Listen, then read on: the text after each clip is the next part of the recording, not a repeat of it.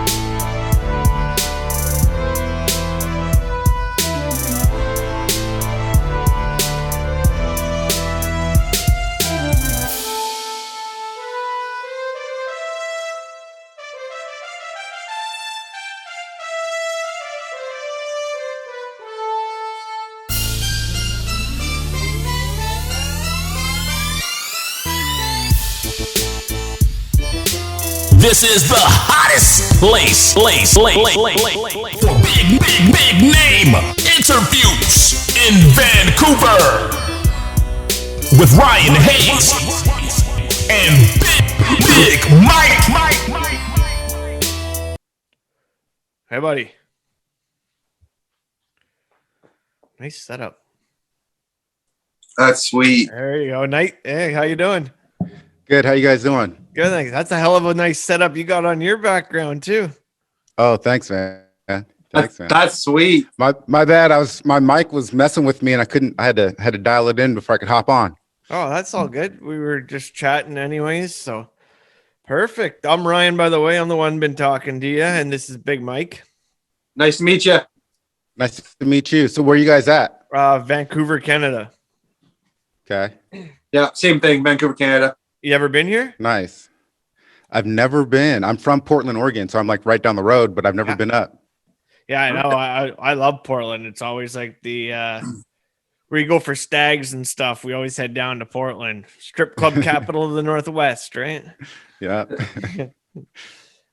So that was my first question. Was born in Portland. What was life like for you growing up?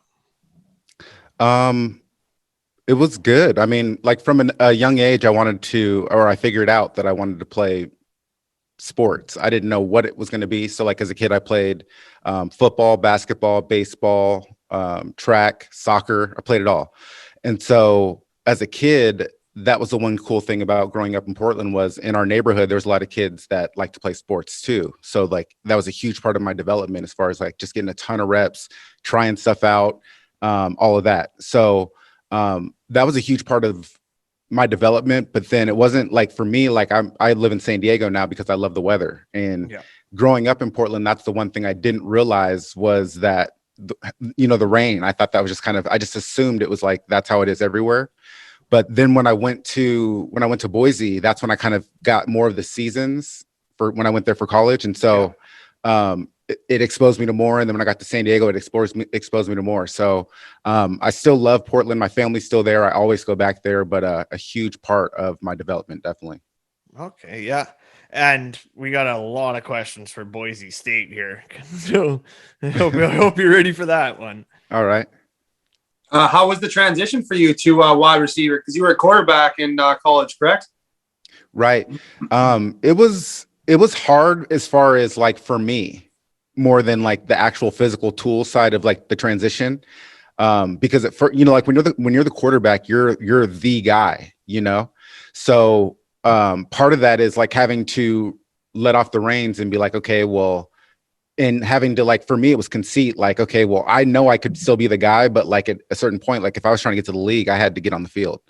So once I realized, that my ultimate, and that's what I had to realize for myself was my ultimate dream was to get to the league. And so I, like my first 3 years of college, I was so caught up in this quarterback race and who was a starter and who the coaches liked and all of that stuff that I got so competitive on that battle that I kind of got lost focus on what my big goal was, which was to get to the league. And so once I switched positions, I just poured everything that I poured into being the best quarterback that I could into receiver.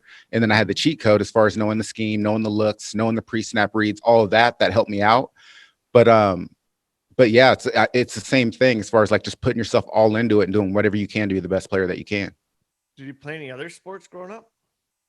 Yeah. So my favorite sport growing up was baseball. So growing up, I wanted to be like Dion. I wanted to be a pro baseball player, pro football player. Okay. And just the way that the football season falls, it's in the fall. So my sophomore year is when I started getting my first offers. And so that was during football season in the fall. I was okay, if I'm getting offers now, they weren't at the schools that I wanted, but I'm like, okay, if I'm getting offers now, if I focused on this, I could get, so then that sophomore year, rather than playing baseball, I ran track to get my speed up. And then junior year, rather than doing track, I lifted weights year round to kind of like bulk up and all that. So, yeah. So why'd you choose Boise State over Oregon? Because you had the offers from Oregon and Oregon State.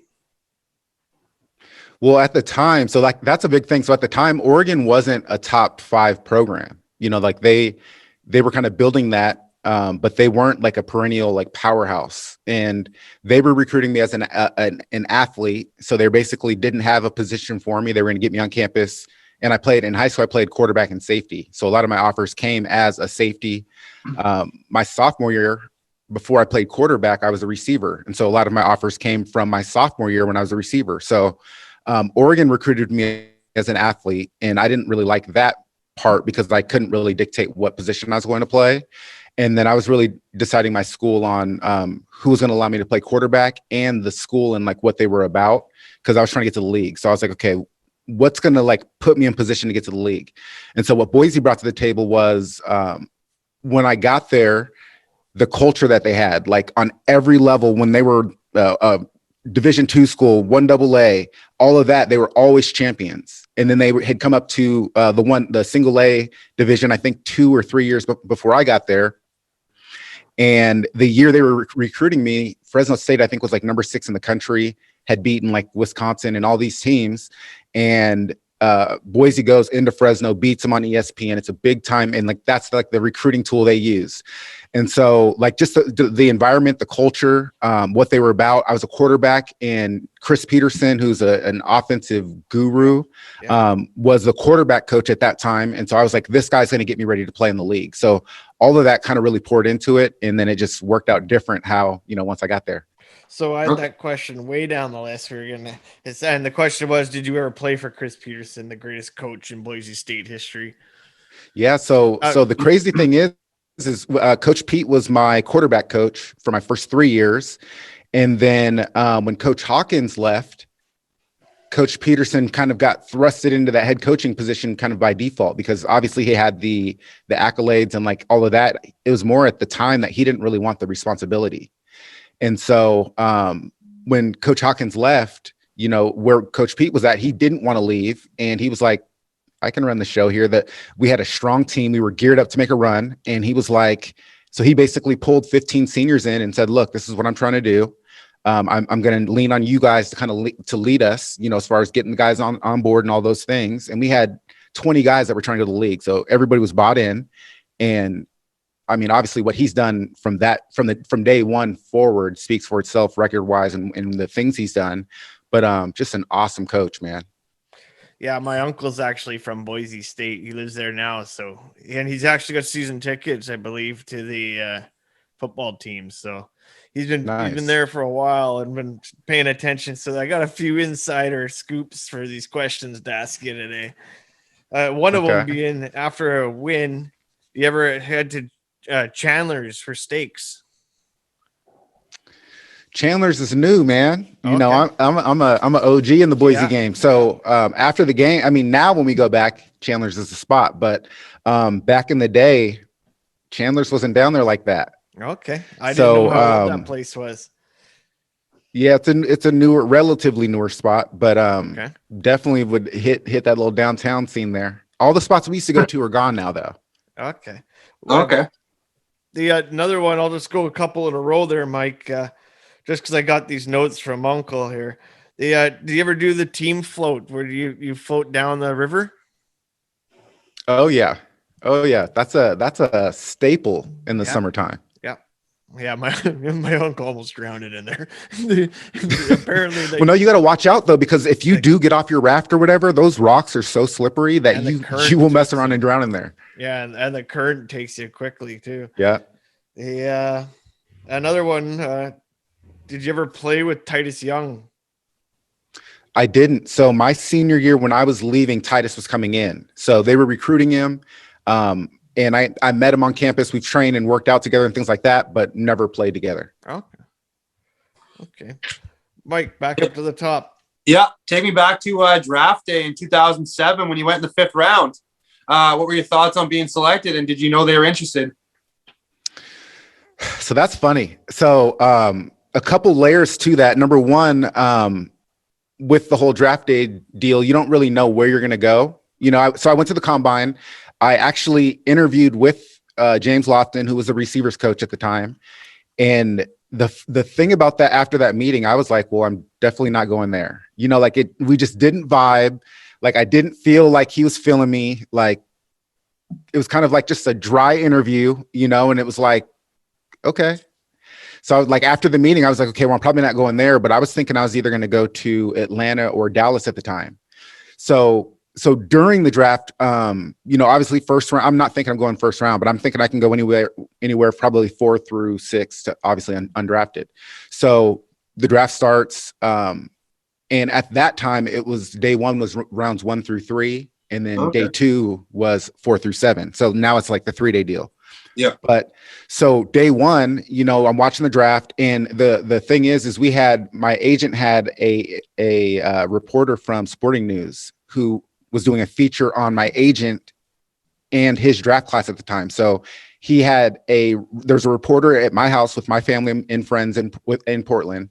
And then he was in Indianapolis with a different reporter, and they're kind of capturing the whole thing. So day 1 starting, drafts going, all that. And then we get to the 3rd round. And then some of the guys that I had trained with, played against, all of that started getting drafted. And I'm like, okay, that dude shouldn't have got drafted in front of me. That's what I'm starting to think, you know? So like, I'm like, okay, well, I'm about to get drafted. So this was at the end of the 3rd round, right? So end of the 3rd round, guys around me or around my level are getting drafted, and the draft ends. So I'm like, all night, you know, like knowing it's about to happen or feeling like it's about to happen anyway. And because 4 through 7's day 2. So I'm like, okay, knowing it's going to happen the next day, all that. Day 2 starts. Obviously don't go in the 4th. 5th comes, and then I get drafted to the Chargers. And one of our friends that was at my house at the time was a diehard Charger fan, like growing up the whole time we were kids, growing up Chargers fan. So once I got drafted, it was like I had the encyclopedia right there. He was like, oh, well, you guys have this is, you know, the pieces you guys are looking to add, all this. So I basically had all the ammo. So then when I'm starting to get interviewed, I had everything to say because he knew all the background. So it was a cool experience, and it was definitely a dream that I had as far as like when I wanted to play in the league. I pictured myself like being in New York on the stage getting drafted, you know. So like that draft part of it was huge and something that was a part of my goal. So like to go through that was so cool. You know, it was so cool because like after it happens, you hang up and you're like, damn, it just happened. You know, like it just happened, you know? So like that part was really cool. And then after that, 4 days later, you're on a plane and it gets real. Yeah, absolutely. Take me back to your first touchdown, and do you still have the ball? Yes. So I still have the ball. I actually gave it to my dad. So my dad has the ball. But my first touchdown didn't actually come until I think my second season. So my first year had so many opportunities to score, but when you're playing with LT, Antonio Gates, Vincent Jackson at the time, Malcolm Floyd, Stacked. we were stacked, you know, and so it was like I was probably, even the times where the ball should have came my way, I was probably still third or fourth in the read, you know. So first year didn't score. Second year, you know, I was like, okay, I'm scoring this year. Like I should have scored last year. So the first time I scored, it was at home in San Diego, which is real cool. There's no more stadium there, so it's more of it's a historic fact now. But it was real cool. Okay. That's was it pretty long pass, wasn't it, from Rivers? Yeah, I think we were like 40 out. Okay. Yeah. What are your thoughts on seeing Rivers retire? Yeah, man, it's kind of tough, you know, because I think he was the last guy that I played with that is still playing, I think. Definitely from my time in San Diego. So like I always rooted for him, like cheering him on, all that stuff. So like it'll be my first year not having like actual teammates, probably, I think maybe a couple guys, but actual teammates that I played with still in the league. Yeah. Mike? Yeah, and then you signed in 2011 to Carolina. What was that like playing down there? So it was cool. You know, so the thing about it is it's kind of like going from playing in the Pac-12 to playing in the SEC as far as like the style of football. Like people don't think about it that way because it's the NFL, but like each conference plays different type of football, you know? And so like going down there and playing down there, it was cool. Like you get to play in different stadiums. It was Cam's rookie year. He was our rookie at quarterback his rookie year. And then getting to play with guys like Steve Smith and being around all that, it was real cool. And you obviously caught the touchdown pass from Newton. And could you give us a fashion tip for Cam Newton? Can I give you? I mean, what is he always dressed that way, or? Yeah, he likes to turn his swag on. I know, I see it, and he takes a lot of heat for it, but I don't mind it. It's you build your own brand and your own character. Yeah, that's just how he does it. So what are you up to these days? I know Wikipedia is probably wrong, but it says you're involved in 4 businesses. I don't know if you're still doing that. Yeah. So I have 4 brick and mortar businesses here in San Diego. 3 of them are tanning salons, one's a medical spa. And I own those with my wife that we operate. And then I have a sports performance business where I help athletes basically try to achieve their athletic dream. Wow. That's a lot, but that's like what I do. Yeah. Okay. How was your time playing for the Dolphins? The number one sports podcast in Vancouver with Ryan Hayes and Big Mike. You know? A completely different experience playing down there. And that was one thing. So like my playing with San Diego, I played with a quarterback who was a veteran. So it was like you were more of a piece. And then when you're playing with a rookie quarterback, it's a different dynamic, you know? And so both of those experiences I had with Carolina and with Miami, you know, with rookie quarterbacks, it's a different experience as far as like what you have to bring to the table and where you fit and what they're trying to mold with that in both situations, first round quarterback. What's Steve Smith like in the dressing room? He's a cool dude, man.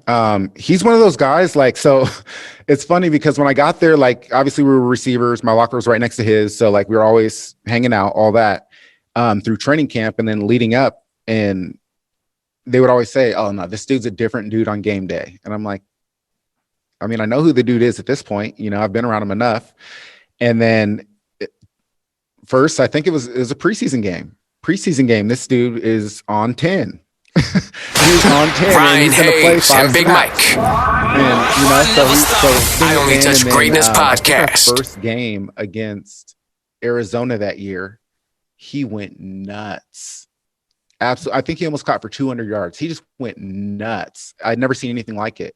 and just an ultra competitor, you know, like obviously the dude's fast, got skills, all that, but like is so competitive. And I feel like that's really what his superpower is. Okay. What's it like playing on the blue field at Boise? And is it true about the rumors? This is an uncle's tip again, that they say that all the ducks and the birds land on the blue field because they think it's a lake. Yeah. So I was there a total of 5 years, 4 years in redshirted year. My senior year is the only time that I saw a dead bird on the turf. Like it got to the point where I was thinking that it was kind of a fake thing. So I can't say for myself that I've seen it. I've seen evidence that it does happen. But it's super dope. And it's a special place to play because nobody else has that component to their home stadium, you know, as far as like a different color turf. It looks crazy on TV. So if you haven't been there, you know, on TV, it almost kind of hurts your eyes. If you've been there and like you've felt that environment, and it's different. And that's the thing about it, and why I think they've had a lot of success. Obviously they've had good coaches, talent on the field, high execution, all that. But obviously that home field advantage plays a huge part of it. And that blue and just having the pride that the team takes about it, you know, like we don't get beat on the blue. We don't lose on the blue. Like that's a battle cry in every workout, winter, summer, spring, we don't lose on the blue, you know? So it's just one of those things culture wide that is something that's ingrained in us, and the fans take heart in it too. You know, they're just as much as a part of it. Do you still keep in contact with lots of the NFL guys you played with? Yeah. So I try to keep up with my guys. The cool thing here that the Chargers have been doing is every year they've been having this Legends weekend where they have all the guys from all of the years come back. So I get to not only see guys that I played with, heard about, all those things, but then you get to like interact with these guys from 40 years ago to 2 years ago that just the Dan Fouts and the Charlie Joiners. Yeah. LT. Charlie was my coach. Yeah. Oh, really? Yeah. Charlie was my receivers coach. Yeah. Okay. And then with Boise, same thing. A couple of my guys do a football camp there every summer, and obviously not this last year, but that's kind of our weekend where we get to go back and kind of hang out and kind of, you know, have that flashback. Yeah, I'm thinking about that bird hitting the turf, and you think they must have like swan dived right down, like they were trying to get a fish or something, and hit the rock, hit the turf. I mean, dude wasn't going half speed, whatever he was trying to do. Yeah. Do you think Boise State should maybe switch conference? Because apparently they can't qualify for bowl games because they're in Mountain West. No, they can still qualify. It's harder to get into the tournament. I don't know how that all works as far as like, because they have to strategically do it and all that stuff. You know, like I don't know how they do that. Maybe it's an independent route. You know, I know some teams do that, and they could selectively choose teams that are going to help them to play in these bigger games. That could be one thing. Yeah. But I think it'll be interesting to see with a regular year, because I think this last year they opened up the playoffs a little bit, or they did something different, or I know they've been trying to, whatever it is. But I think, you know, Boise, like they're in that part of the country where they could legitimately go independent and play people from, you know, Texas basically over, you know, and play a lot of good teams. Take me back to the flea flicker to LaDainian Tomlinson. Yeah, so that one, so it's crazy because like you go through a week of practice and you practice certain plays. Obviously the plays like that where you're a huge part of, you're like, okay, I hope they call it. But you go through tons of weeks where they don't call the plays where you're dialed up. So it's like, okay, we've had this play. At that point, I think we had it in the game plan, but maybe 2 weeks.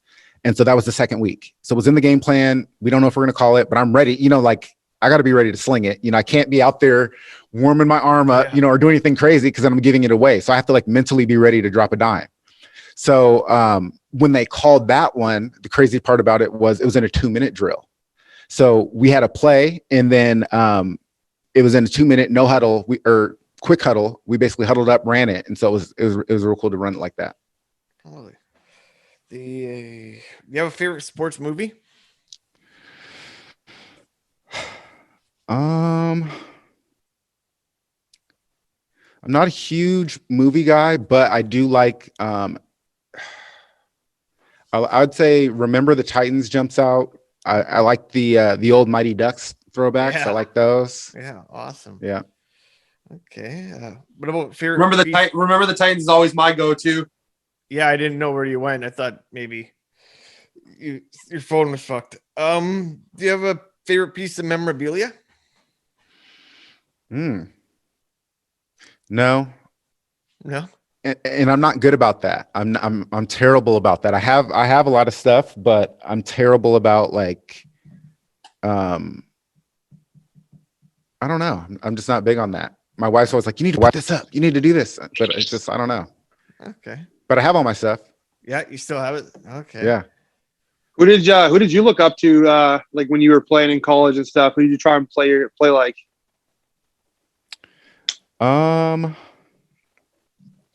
In college, let's see. When I switched to receiver, I'd say I watched a lot of TO's game. I watched who else was I watching? I was watching a lot of Chad Johnson stuff. This is Bengals Chad Johnson days. That's my boy, Ocho Cinco. Yeah. This is before Ocho. This is that film before Ocho. I was watching that. Maybe still watching some Jerry stuff. Okay. But yeah, like and just trying to like pick little pieces. Like I'd always try to pick little pieces that I'd try to like model into my game. So I got one here. Do you run the ball on the one with Lynch or do you throw it? As in my Russell Wilson losing and the Seahawks. What down is it? Was it what? I can't remember that. This has really happened on the Super Bowl where Butler. I know. I'm running it. Yeah. Okay. I need to. This first day we're using that question. I'm gonna need to rewatch that tape here. Yeah. I'm supposed to know that, but I was so heartbroken that moment. I can't really remember that. And then you try not to watch that worst highlight of your life ever again. If you could have dinner with anybody dead or alive, who is it?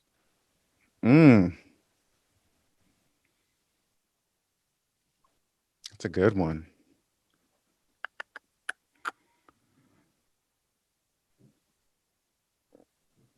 I don't know. You got to give me a minute for this one. Okay. That was a good one. My answer is always like Seth Rogen, the comedian, or Tupac. I always go with Muhammad Ali, or if it was football, I'd have to go with my boy. As of right now, my boy Joe Burrow. He's just taking the whole thing. Yeah. Yeah, he's already all in on that guy. That's a hefty list right there. Okay. Well, did you have any pregame rituals?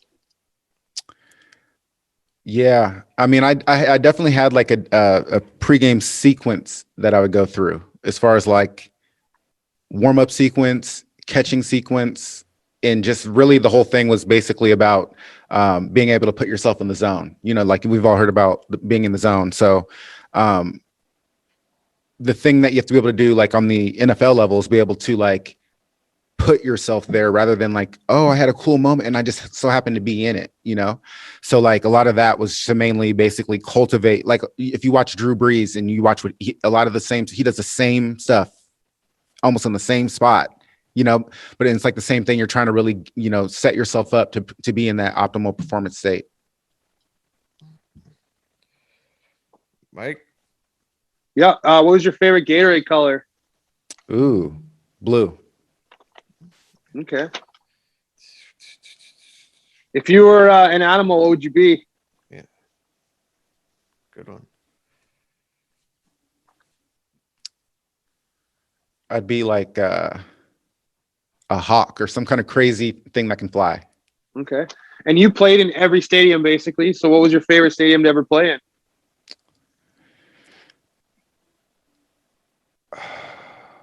One of my favorites was playing in Pittsburgh.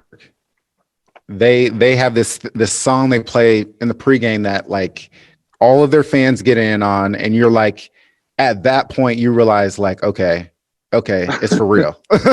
Like, okay, these guys are for real. Okay, let's go. That's where you really feel the home field advantage, right? Yeah, no doubt. What do you think makes a good captain? Somebody who models the way rather than like say what needs to be done. Like they're the person, when you pull up, their car's already there. When there's something to be done, they're the person to do it. When there's something that needs to be said, they're the one to say it. They're the one that sets the temperature in the room.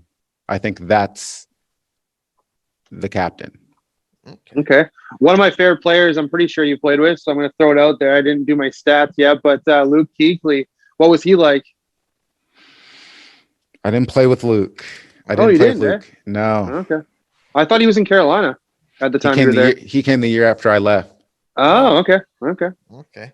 And being from Portland, what's the best concert you ever seen at the Roseland Theater? Because they always have some good events in there. So back in the day, it was I'm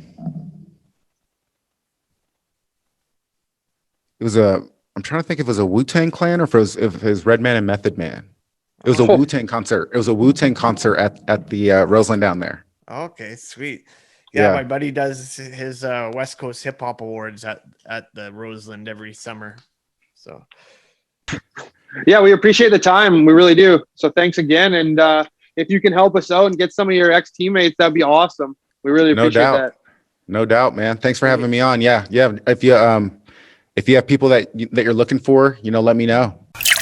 Looking for the most beers on tap, great steaks, great staff? Head over to the John B. Pub. We got the best beers, steaks, chicken wings, nachos in town. Come see us at the John B. Pub. The John B. Pub, the best bar in town. Come sign up for our football pool. Say Hayes sent you.